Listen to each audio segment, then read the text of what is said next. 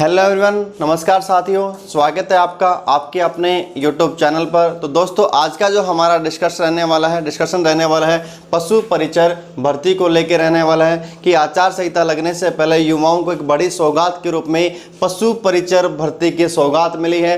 तो दोस्तों, अब बात करते हैं कि पशु परिचर भर्ती के जो पद हैं, कितने इसके पद रहने वाले हैं, कब इसमें ऑनलाइन एग्जाम का ऑनलाइन आवेदन की जो तिथि है वो क्या रहने वाली है, क्या इसके लिए योग्यता रहने वाली है, क्या इसका सिलेबस रहने वाला है, उन सभी पर आज हम डिस्कस करने वाले हैं।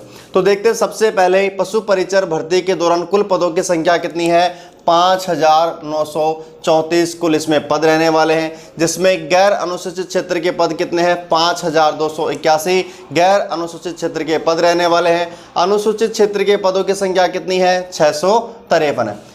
बात करते हैं दोस्तों, अब योग्यता क्या रहने वाली है? सेकेंडरी पास एजुकेशन इसकी योग्यता रहने वाली है। पशु परिचर भर्ती के दौरान जो योग्यता है, जो क्वालिफिकेशन है, वो क्या रहने वाली है? 10वीं पास रहने वाली है। ठीक है, अब बात करते हैं कि कब से इसके जो ऑनलाइन आवेदन है वो शुरू हो रहे हैं। ऑनलाइन आवेदन की जो तिथि है शुरू होने की, वो प्रारंभ होने की, वो क्या रहने वाली है?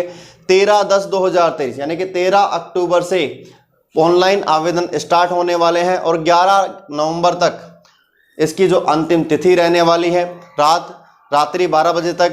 अब इसका जो एग्जाम की जो संभावित जो तिथि है कि एग्जाम कब होगा इसका पशु परिचर भर्ती का, तो उसकी हम बात करें, संभावित तिथि दे रखी है अप्रैल, मई और जून, यानी कि इन 3 महीने के दौरान एग्जाम कभी भी हो सकता है, कभी भी एग्जाम की डेट आ सकती है।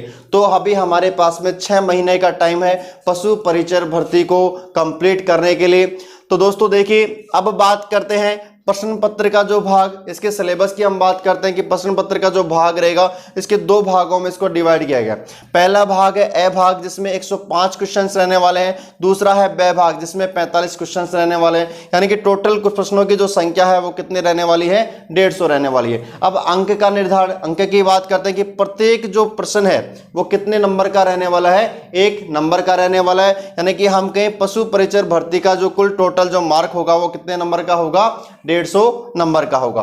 अब बात करते हैं दोस्तों, जो पाठ्यक्रम क्या रहने वाला है, पाठ्यक्रम या सिलेबस की हम बात करते हैं तो सिलेबस को 2 भागों में डिवाइड किया है, भाग ए और भाग बे की बात करें तो भाग ए में क्या है भाई? इसका जो रेशो रखा गया है, कितना परसेंट रखा गया है? 70% रेशो रखा गया है कि भाग ए में जो सिलेबस है वो किस सिलेबस के रूप में क्या क्या शामिल किया गया है।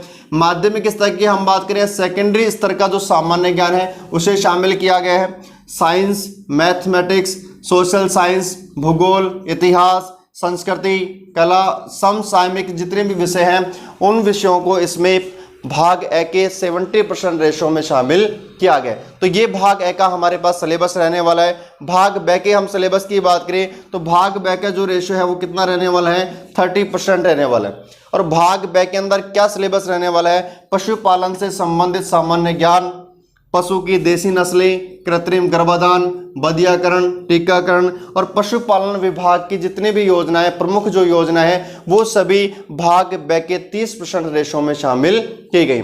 तो दोस्तों, ये तो था पाठ्यक्रम पशु परिचर भर्ती का जो सिलेबस है। अब बात करते हैं कि परीक्षा जो अवधि का जो समय होगा, जो 150 जो क्वेश्चन होंगे उनके लिए हमें कितना समय मिलने वाला है। उस समय की हम बात करें तो 3 घंटे का यहाँ पर क्या रहने वाला है? परीक्षा की अवधि का समय रहने वाला है। और इसमें जो नेगेटिव मार्किंग होगी वो नेगेटिव मार्किंग का रेशो क्या है? 1/4 है, यानी कि हम कहें 1/4 नेगेटिव मार्किंग रहने वाली है। 4 क्वेश्चन गलत होने पर 1 सही क्वेश्चन कटने का चांस रहेगा। ठीक है दोस्तों, तो 1/4 की यहाँ पर नेगेटिव मार्किंग रहने वाले।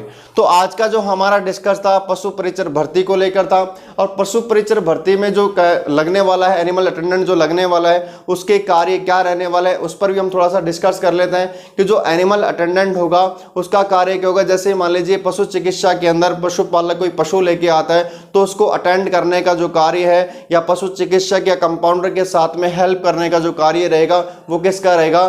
पशु परिचर का रहेगा, या एनिमल अटेंडेंट का कार्य रहने वाला है। ठीक है दोस्तों, तो आज का जो हमारा डिस्कशन था पशु परिचर भर्ती को लेकर था कि पशु परिचर भर्ती के अंदर कुल कितने पद रहने वाले हैं, क्या इसकी योग्यता रहने वाली है, ऑनलाइन आवेदन आरंभ कब से हो रहा है, कब इसकी अंतिम तिथि है, पाठ्यक्रम इसका क्या रहने वाला है, और प्रश्न पत्र को कितने भागों में इसको डिवाइड किया गया है। ठीक है दोस्तों, मिलते हैं नेक्स्ट वीडियो में। Thank you so much.